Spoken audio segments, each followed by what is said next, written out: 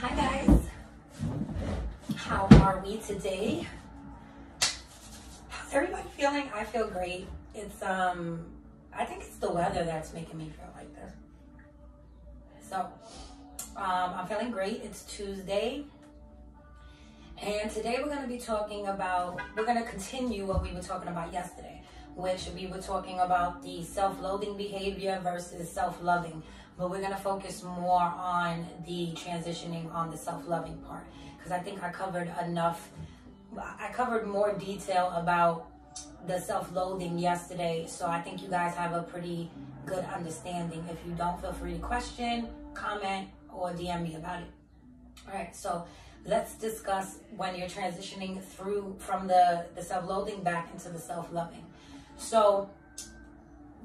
So many things that, like I was saying yesterday, just to recap for those of you who have not seen it, you can go click back into my post from yesterday and you'll see is a quick little 9-minute rant about this. But basically what I was trying to say yesterday was that once you start to realize that you no longer are doing things that are benefiting you, that you're already on the path to self-love. That thought process alone has already busted open something in you that's like, I need to check something out. And that is a loving action alone.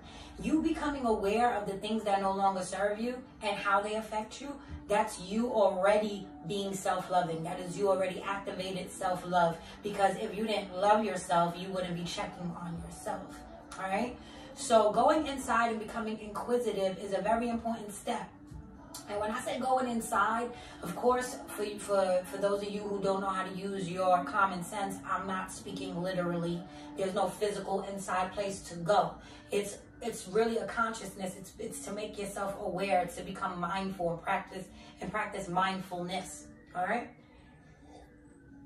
What about yourself?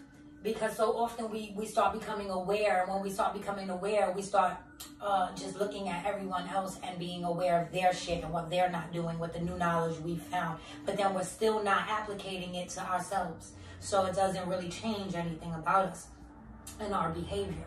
All right, that's why some people become raging lunatics and project their shit onto other people.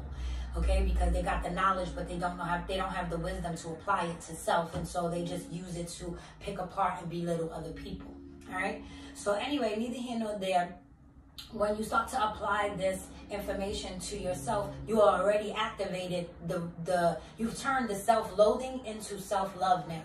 It's that because we lack a lot of the wisdom. And you really gain the wisdom through experience in it. It's difficult. The road is not easy. The road, you know what I'm saying? The road to least resistance is not paved out of gold and honey. It's fucking narrow and it's hard.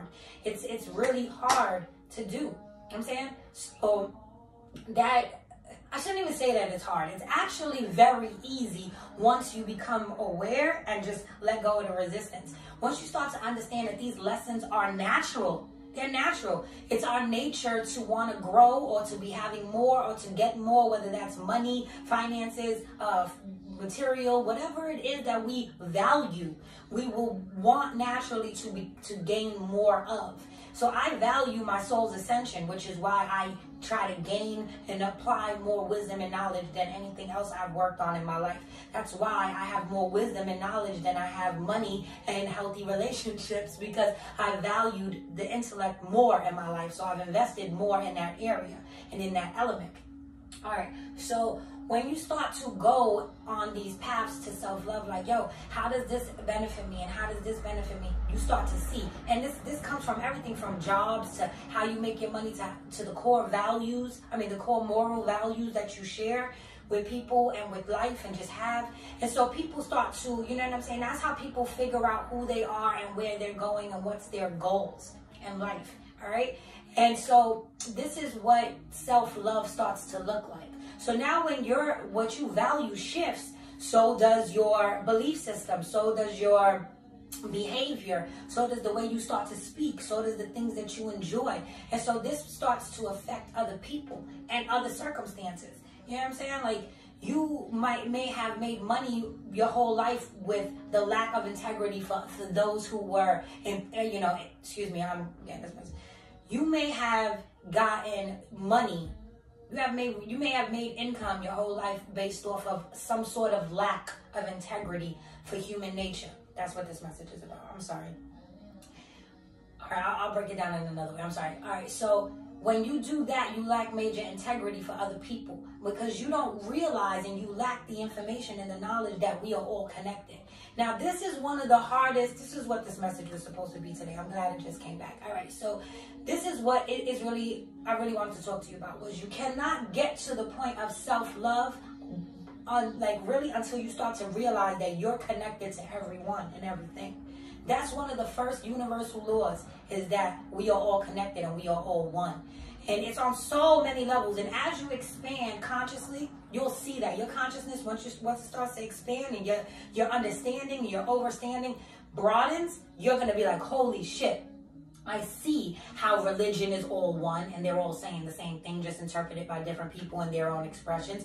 I can see how we're all connected in the circle of life. Like, yo, Disney has been putting people on for eons, like eons, secret knowledge all over that shit. Like, so many different levels, and they do it through different cultures there. This is what I'm saying. Disney be having mad secrets. So many. Anyway, I just caught a vision of Fantasia and Mickey Mouse as the magician. For those of y'all who understand what I'm saying. Anyway, so, you know what I mean? Like, everything's connected. This is the thing, especially in the hood, especially where I was raised and around the type of shit that I was raised in. See, I'm grateful as I get older, and I know people say this all the time, I'm grateful for my mother and her wisdom. You know what I'm saying? Because she had installed shit in me that I wasn't trying to hear. And we were talking the other day, and I was talking to her about the oneness of the world and how God really created us all as one and how we're all connected and everything. And I was breaking that down to her. And she was like, you know, we were talking and I was asking her stuff about my younger self and like how I was as a teenager and, you know, how did she perceive me? Now that I understand that we all have our own perceptions and my 12-year-old idea of who I am and what I know wasn't fucking right. You know what I'm saying? So I was asking her like, Mom, you know, how did you see me? And she was like, you know, at a young age, you felt like you needed to protect everyone in the house and so on and so forth. She was just breaking down my personality at those ages.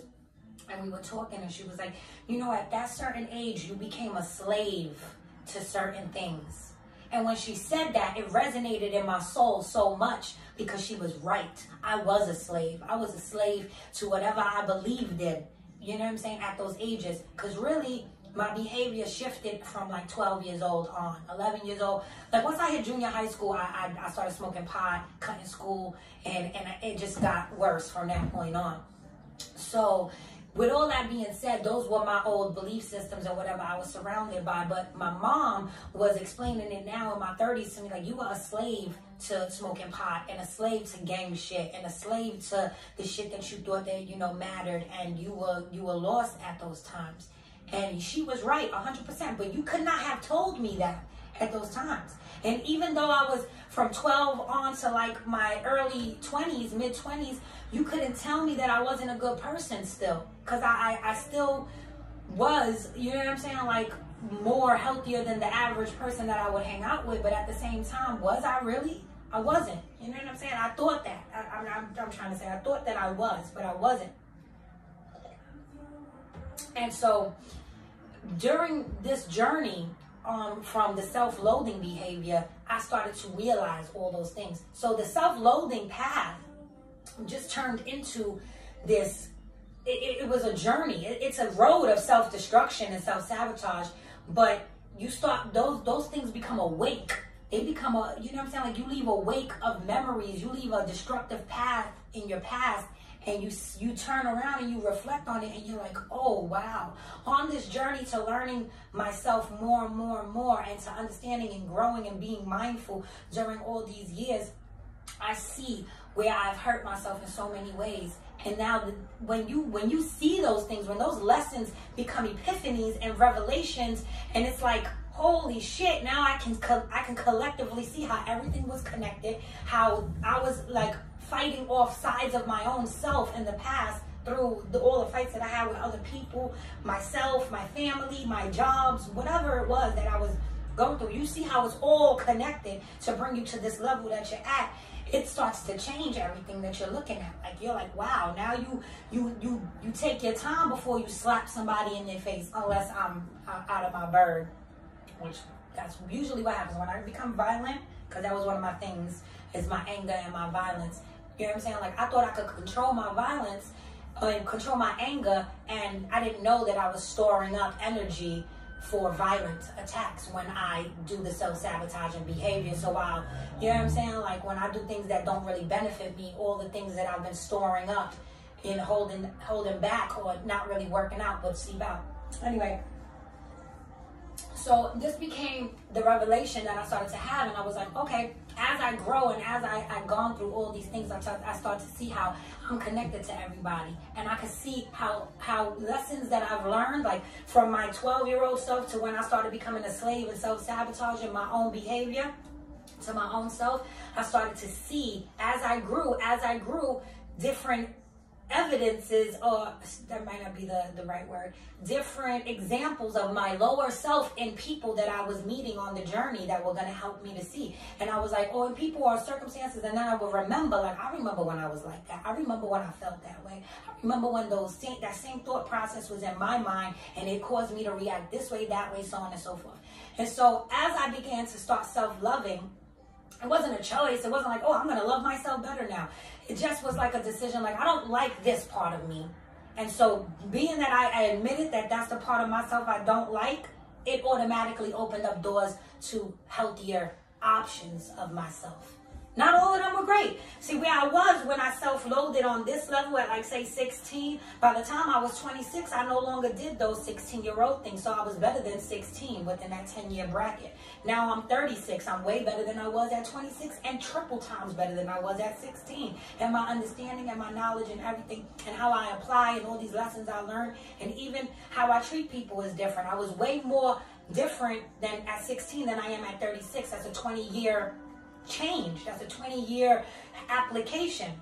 And not, you know, for a long time. Sometimes I would go, not regress, because you can't unlearn the things you learn, but I would force myself back into situations that I no longer fit in, and I would break against myself. And that's when I would get upset at myself, like, why the fuck are you still doing these things you know don't work for you? And so on and so forth. And it takes time, or it takes as much time as, it takes as long as you put an effort in. However long you resist these lessons, however longer you will stay in these patterns. And so this is what I started to realize, like, yo, the more I resist, the more I'm gonna fucking go through this shit. And is it worth it? Really not. So I'm gonna leave you guys with that. That was what I wanted to say. I wanted to clarify more about the self-loving transition and, you know, how it gets greater later, but you do seem like you're not the same, and you do seem like, you know, people that don't understand it will be like, yo, you being a bitch, or you don't fuck with us no more. But the truth of the matter is, you got to understand that that is you, and that is your own self and your own example of where you once were in your consciousness level. And so you got to understand that, you know what I mean? Like, that's a mad necessary part of the growing stage. And this is going to help you not to, you know what I'm saying, like, hold shit against others or resist this lesson. This main lesson is to understand that we are all connected. We are all connected. Even when you are rubbing up against shit that you don't like, you have to have that experience in order for you to get this new lesson. Because if you learned already, like, yo, none of these things benefit me no more. I don't like to hang out in these areas. I don't like to do these. I don't like to activate these things. You already get into a higher level. So now when all those things come against you, like, you don't fuck with us, or nah, you think you better than us, or whatever the fuck it is, then you can turn around and be like, well, that's okay. You know what I'm saying? That's okay. But sometimes when we are getting higher and these things start to gnarl at our feet, and these crabs start to nibble at your toes and pull you back into the barrel, you getting upset and you becoming affected by it will pull you down. You won't be able to get higher. You won't be able to get more and more and more, because you will not understand why, and you will let it affect you. So it's important for you to understand that, and understand yourself and other people, and see that we're all connected. Because sometimes people hurt us, or circumstances change, and opportunities we lose, or they weren't even meant for us, and we don't understand that. And when you don't understand that, you're not supposed to be in those subjects no more, or those topics, or on those levels, and you like, why am I not, but I'm doing so better, and I'm so good, and I'm da-da-da-da-da-da, and you frustrated, that's when you start dwindling back, or you stay where you at. You don't even, I don't want to say you dwindle down, because you can't really regress, but you will stay stuck. And, you know what I'm saying? And it's not a competition. You don't want to feel like, yo, I'm competing, I'm better, or I'm, you know what I'm saying? You would hope and wish that they get it too, but if they don't, they don't. You know what I'm saying? And you can't be stuck. You gotta keep in mind that you're still growing. Anything that affects you in a negative is more lesson. It's new level lesson. It's the same thing like if you graduate from the 10th grade, they're not gonna give you 9th grade motherfucking lessons in the 11th grade. You got new level of information. And that's just how, you know, we learn as human beings. Through experience, through going through these things. All right, I'm gonna shut up. I love y'all. And Giannis.